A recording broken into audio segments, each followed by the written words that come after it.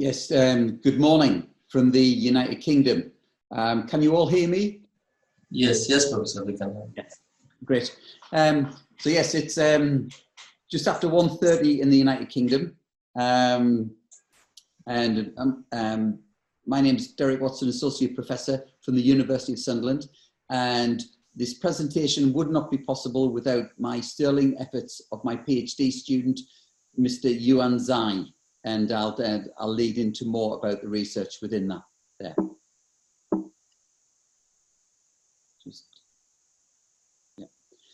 So yes, the title of the presentation, COVID-19, a gateway to enhancing China's food safety culture.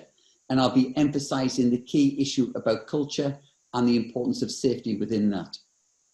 But a little bit before I start, I'll share a little bit about my hometown, Sunderland, which you may or may not have heard of. We're based at the northeastern coast of the United Kingdom, and we next to the sea, and we have a lot of stormy weather. And there's a photograph of the lighthouse.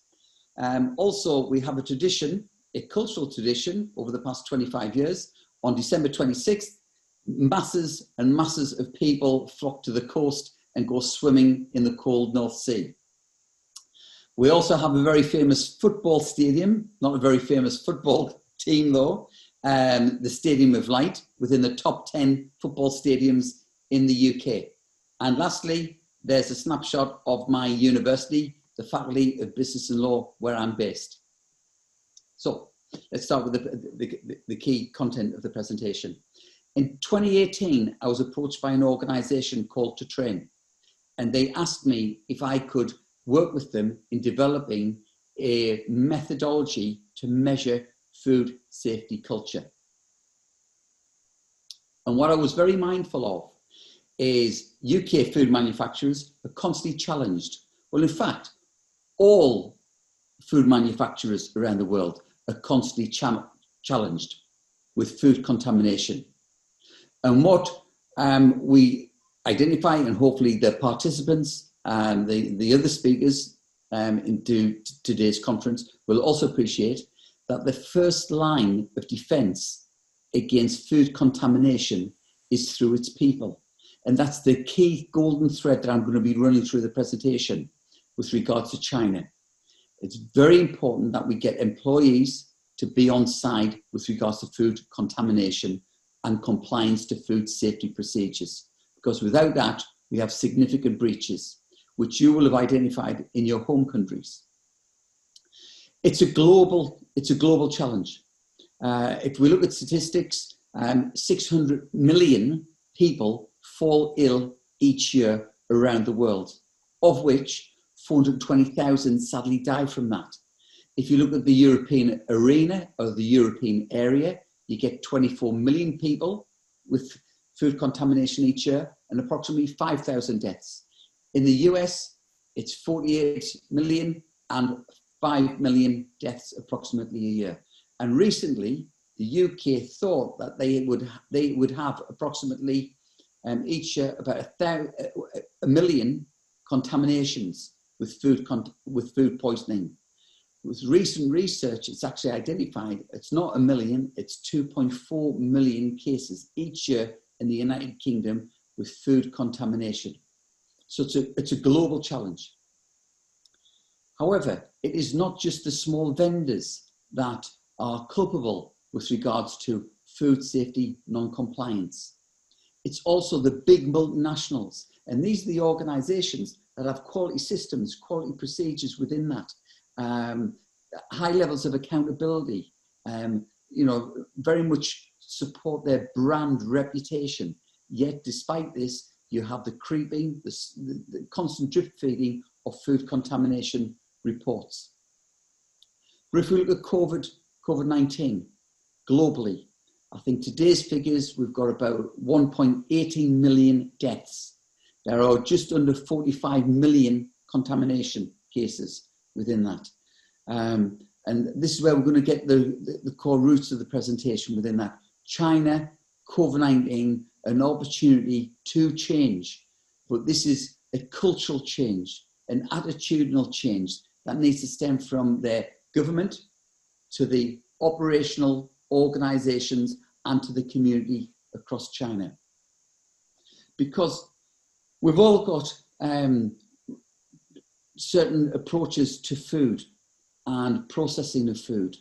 But if you look at China, you've got thousands of years of historic embedding of processes, procedures, values, norms connected with food safety, and also the processing of meat and how they distribute certain types of meat within their markets and their storage processes of that type of meat, and the cooking, and also traditional medicines and traditional food sources within that in China. And also, yes, got an image there of rats, which to the UK appears abhorrent, but obviously in certain cultures that is acceptable. But going back to the global challenge within food safety compliance. So if we go back to the 400 million people suffer foodborne contamination each year, that number kind of gets lost in translation within that. It's a huge number. However, looking at the UK, the constant drip feeding of organisations which suffer from foodborne contamination, breaches within their organisations. And when we talk about food contamination, it's wrong, it's a challenge, but if it can be captured internally in an organisation, then they're in a mechanism or a forum in which they can address it.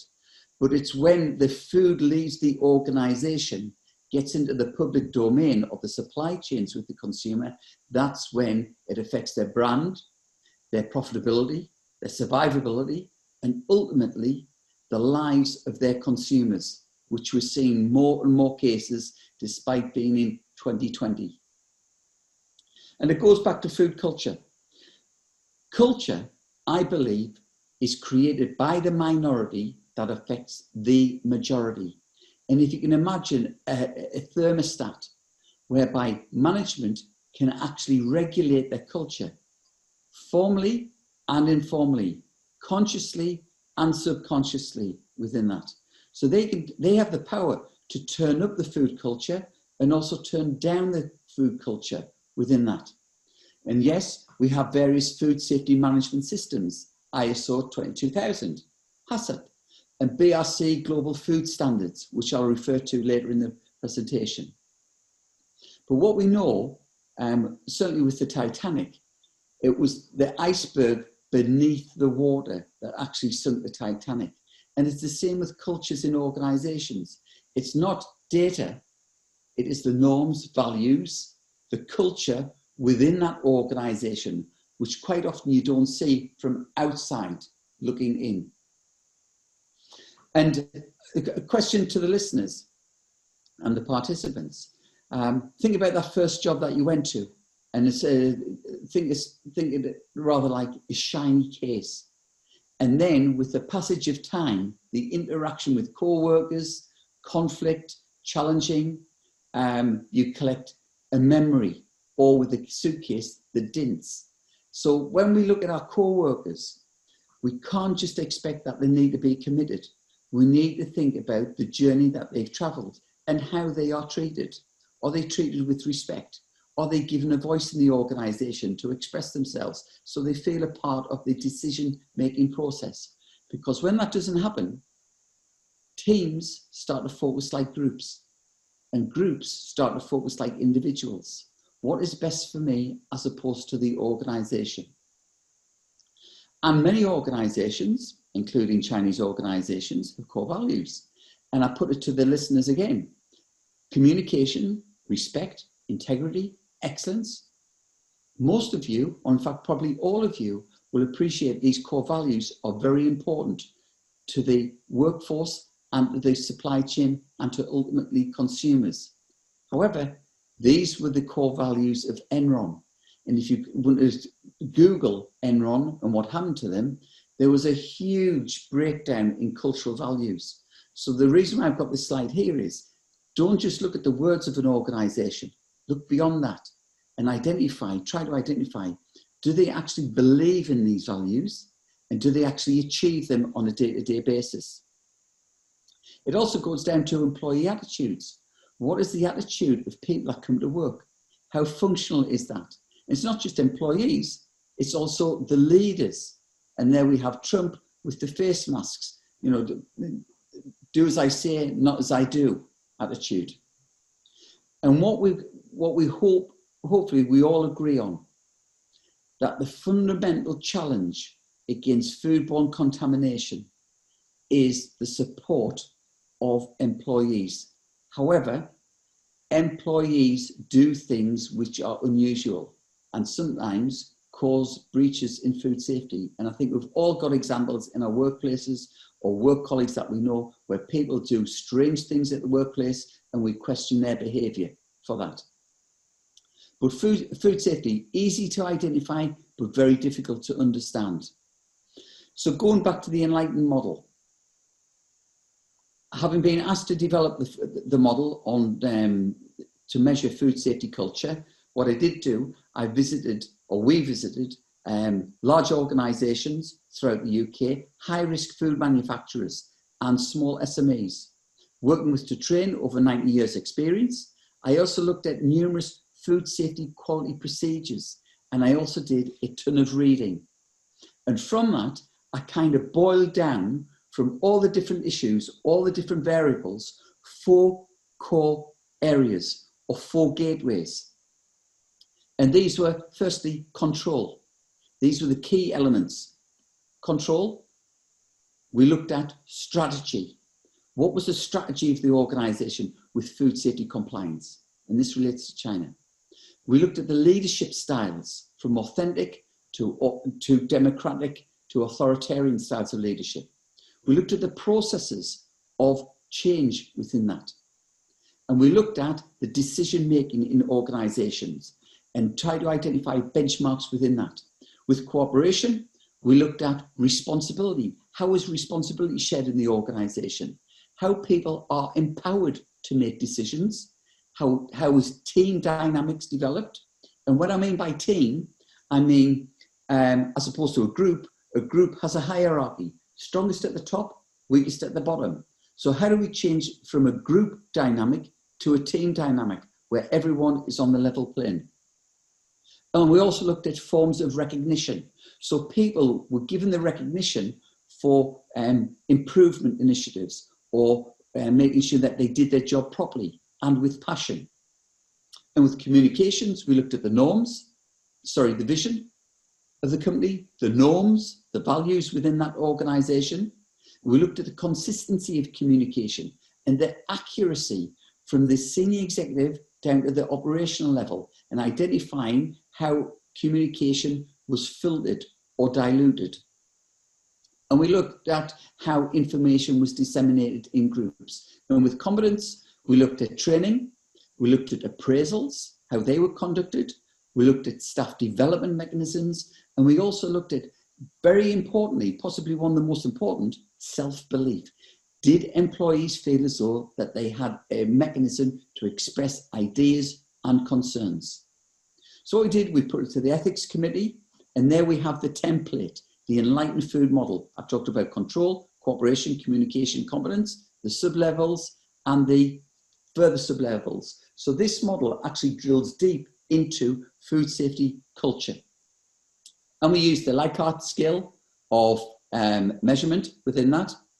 So the process that we use for the research is the companies receive a questionnaire, 48 questions. We analyse that and we then give the company an interim report.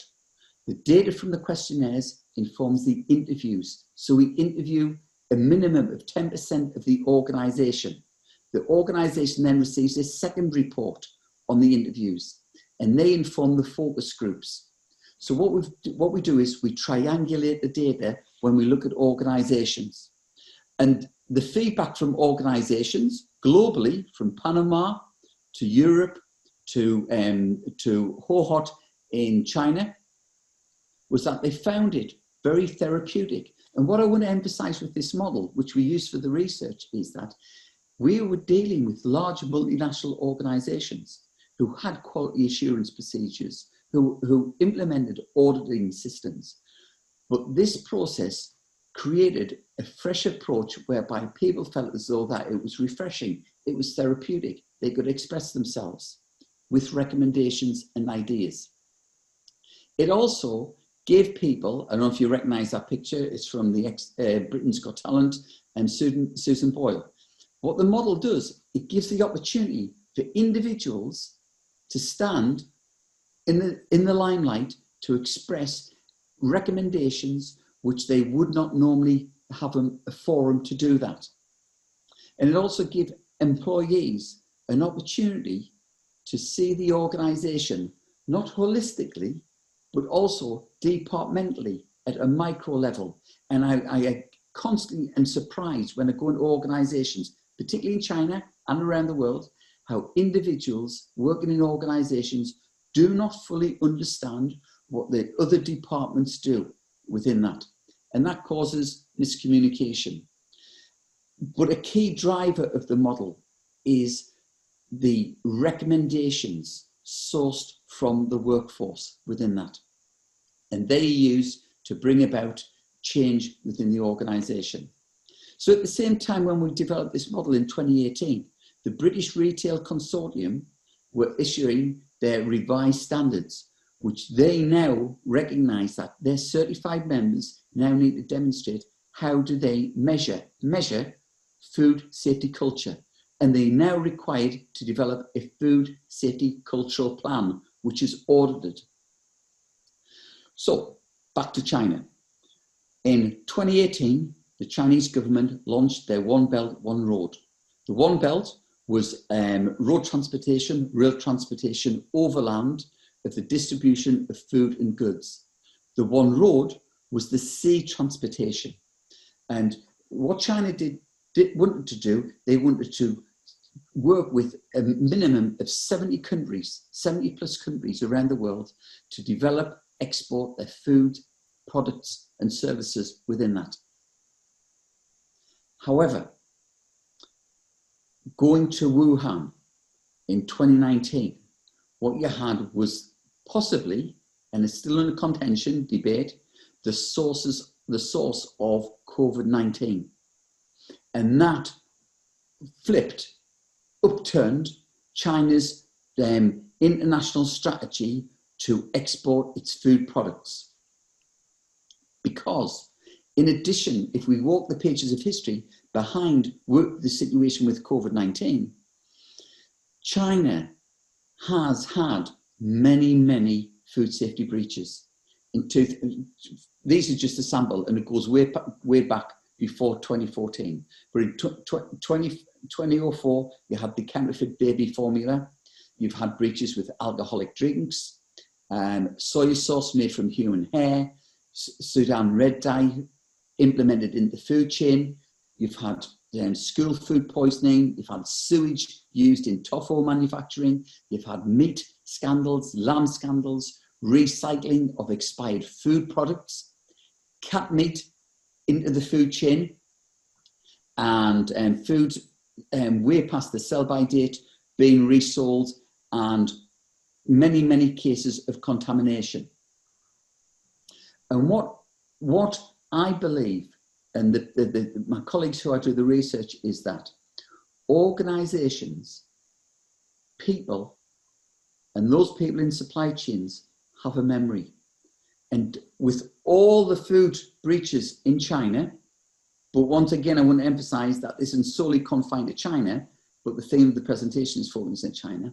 You've got two key breaches in food safety. You've got the hepatitis A outbreak with seafood, and you've got the Chinese milk scandal. And they are very much in the minds of key decision makers outside of China on deciding whether it is safe to import Chinese food products. They do import them, but there is a very tight control, and there's certain organizations that are very wary and aren't fully engaged with the true potential of Chinese export of food products. So if we look at the Chinese milk scandal, infant milk formula, where adulterated menolin was actually fed into the milk powder. And that resulted in a minimum of 300,000 victims. Yes, you had 6 deaths, but you had 300,000 children who were suffering from the illness. Over 54,000 were hospitalized. And this involved not just one company, this involved 21 companies. And it actually was brought the attention of the World Health Organization, and there was the international reaction. How is this happening? And a lot of supplies were halted at that stage. And it goes back to organizations having a memory, people having a memory, and the faith in buying that product. And in China, the Administration of Quality Supervision and Inspection and Quarantine investigated, identified that specific management were culpable and were dealt with, in certain cases, very harshly, to send a message that this cannot happen. This cannot happen again. China's main agricultural exports, you've got rice, corn, wheat, soya, cotton, different types of food, meat, and also dairy, high risk. Now, the regulation of food safety in China, and the best way to describe that is that it's complicated, rather like Meghan and William with the Queen. Within that relationship, there's a lot of tension between that. And also, there are many layers in China with regards to food safety. Very, very many authorities. You've got the State Food and Drugs Administration, 2003, World Health Organization, Ministry of Health, and so on, right down to the National Institute of Nutrition and Food Safety. So because there's so many bodies in the Chinese process of regulating food safety, they do suffer from miscommunication, like all larger organizations. And it's trying to create this one message.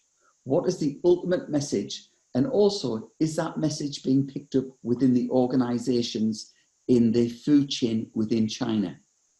So the methodology, what we did do, we looked at 2 high-risk multinational organizations in China. We also looked at 6 medium-sized organizations. We conducted 30 in-depth questionnaires with key decision makers within the high-risk food industry. And we also had 2 focus groups consisting of 7 eminent participants in the food production process within China. And what I did do, along with Yuan Zai, my PhD student, we visited various companies out there.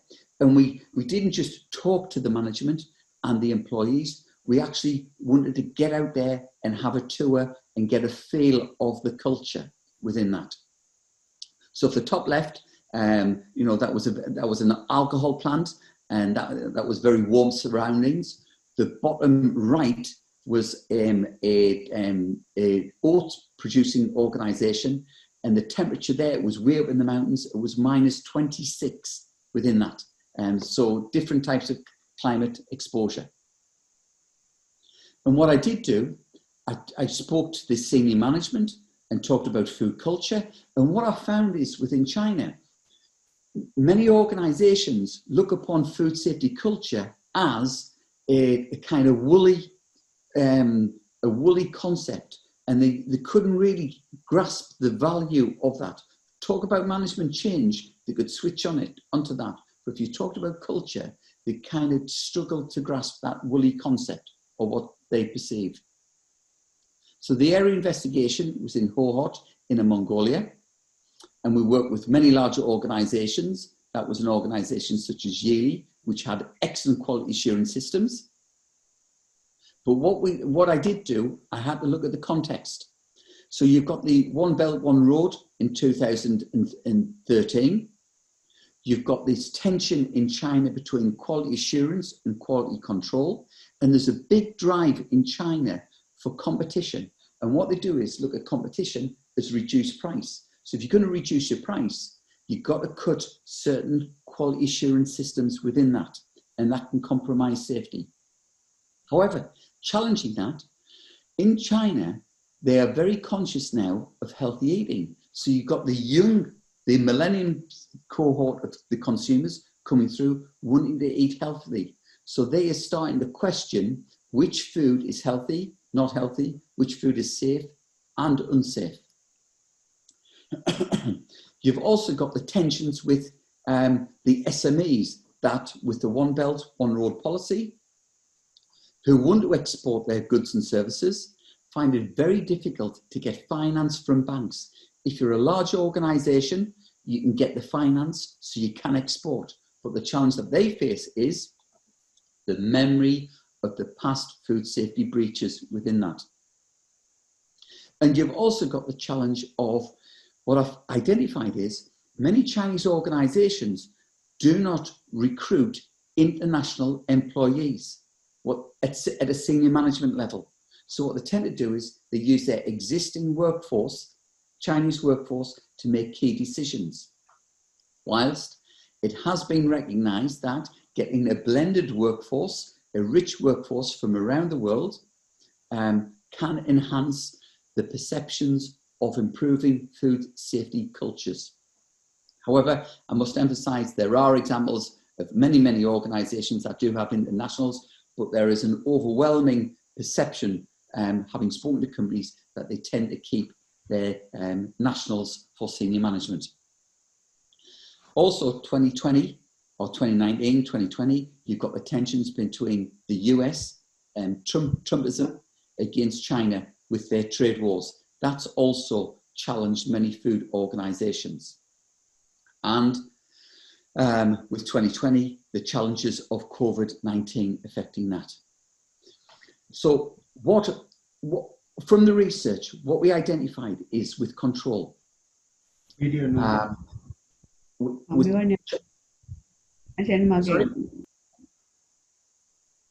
Sorry? Yeah, Professor, you can continue. Enough of Professor, unfortunately.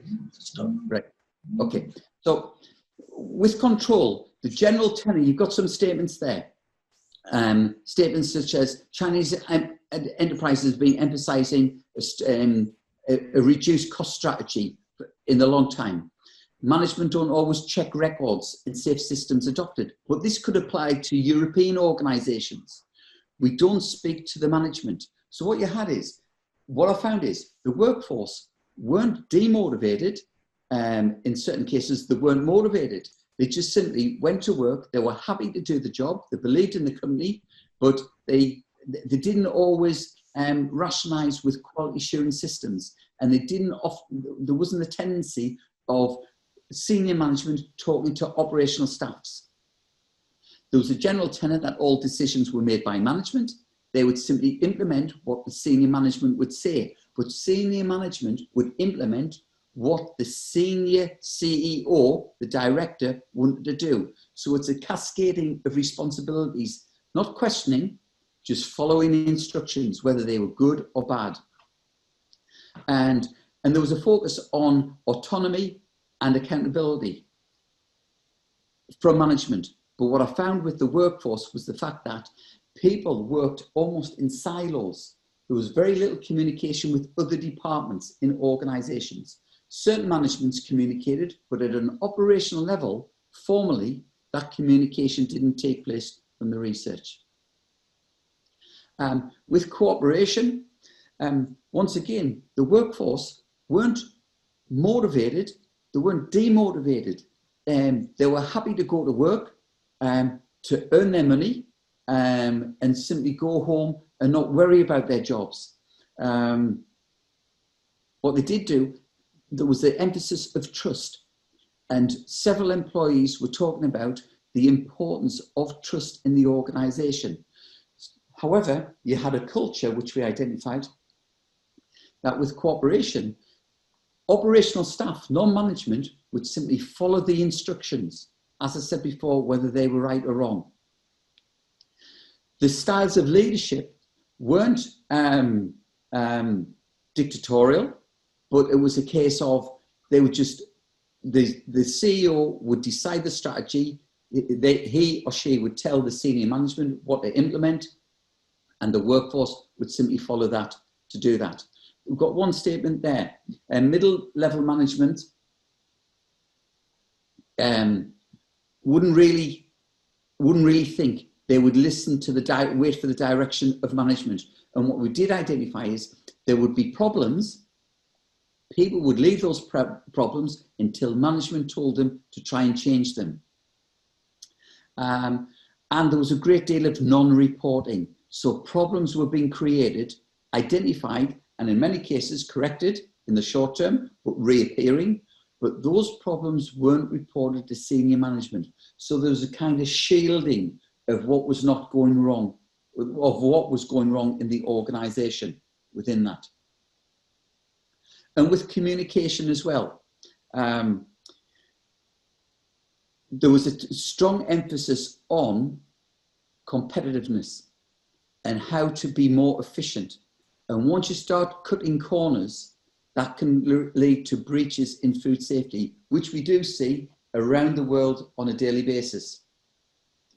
And with communication, it was, of course, a case of waiting for instructions.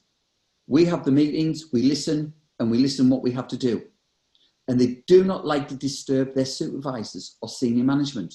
So, as I said before, if something went wrong, there would be this reluctance to engage or feel as though that they had the authority or power to contact senior managers to make the decisions. There was also the lack of communication between different departments, or that understanding how different departments functioned. And also, specific managers would speak to each other formally, but on a limited basis. So what you had is, you had these organizations with departments almost operating in silos within that. Competence. Key issue with Chinese organizations, what we came up against, there was the lack of training and repeat training. And I know that around the world, the key challenge of training is, yes, organizations can demonstrate that they're doing training, but they don't repeat that training. So once you've had the training, they assume that you can do it and you're not going to pick up any bad habits. But in China, the level of training, yes, I dare say that there was certainly room for significant improvement within that, particularly with small SMEs within that. And employees with their competence don't often look for high promotional moving up the ladder. In many cases, they're quite happy to have a job, to get that money, and as a means of paying their bills and nothing more within that. Levels of supervision within the organisation varied significantly, and SMEs' levels of appraisal didn't really take place. There was a perception that appraisals were a case of management telling employees what to do. That was the appraisal. There was very little interaction about goals, objectives, what motivates individuals, and reward structures. And the last statement there, factory workers, learning abilities aren't particularly strong as you go down the organisation. And many individuals simply go into the workplace and kind of muddle through their day-to-day activities. And with regards to food safety, sadly, in SMEs, it isn't high priority.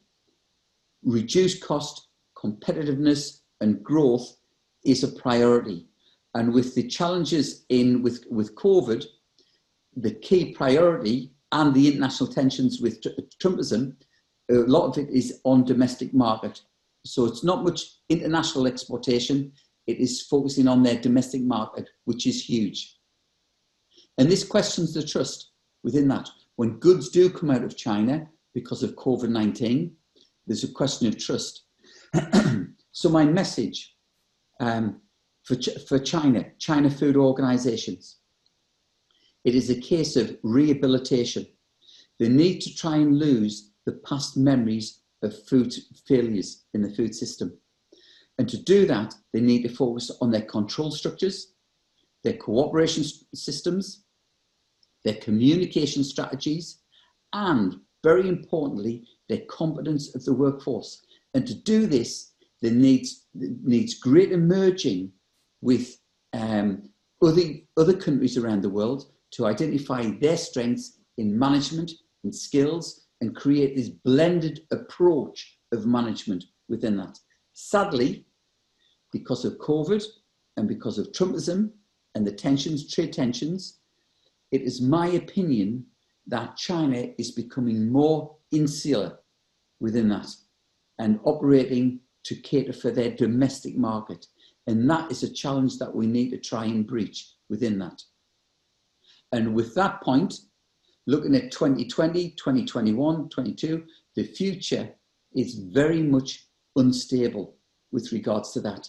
And until they start addressing the core issues, which are badged under the 4 core areas, I can't see China's reputation in food safety actually enhancing within that.